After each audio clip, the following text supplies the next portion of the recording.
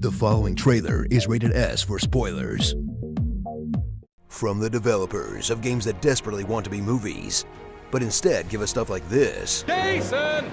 Comes an extremely self-serious cinematic adventure game that boldly asks the question, what if iRobot was 10 hours long? Detroit: Become Human. Witness the vision of aggressively French person David Cage as Quantic Dream brings you another dose of the one game they've been making for 13 years, but this time with robots. In a game that started off as a simple tech demo for their new engine, that got turned into a full-blown choose-your-own-adventure story, and ended up feeling, well, like a really long tech demo. I guess we should have seen that one coming. Meet humanoid androids that are basically just people with a Windows loading icon on the side of their heads.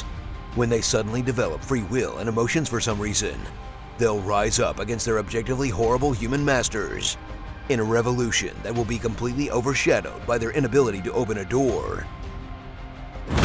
Discover Quantic Dream's vision of Detroit, a future city where almost everything is identical to now except for the incredibly advanced AI, who are somehow more affordable than most used cars, where you'll follow the path of 3 different androids, featuring a maidbot trying to save a little girl, a sensitive caretaker that is trying to liberate his not people, and a robot android hunter who somehow sucks worse than the actual cops.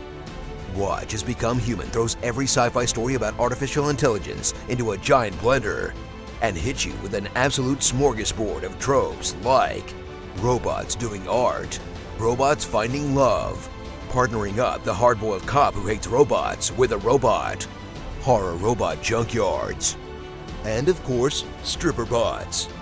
In a storyline that borrows from practically every story about androids you've ever seen, yet still has time for gruesome investigation scenes and overt allusions to the movie Seven. Look, it just wouldn't be a David Cage game without a weird apartment full of crazy wall riding, okay? Uncover the many winding paths of Become Human, as seemingly every dialogue option, quick-time event, and last-second decision unlocks different routes and events that can change your playthrough dramatically, that are listed in a big flowchart at the end of every chapter, allowing you to go back and unlock different outcomes. Which sounds great until you realize that the key to replayability is the game being fun to play in the first place, and that telling you exactly where you messed up kind of saps all the mystery out of the narrative. In gameplay that feels less about building your own story, and more like playing a menu at a cheap buffet.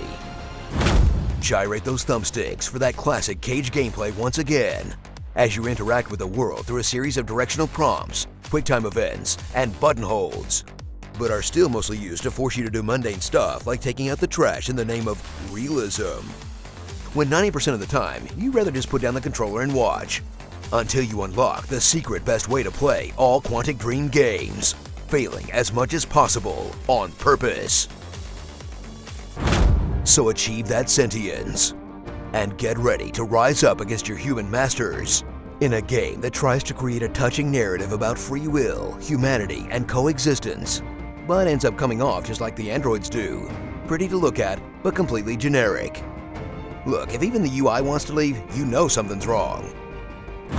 Starring technical support, Making a Marcus, Made in Detroit, Roll, Sherlock Holmes in the 22nd Century, Fembot, Off-Brand Cortana, Shaq Steele, Roberto, Fancy Alexa, Modding Community, and Jared Leto. Board Runner. Is it just me, or is it super weird that they can just take off the one thing that lets you know they're androids?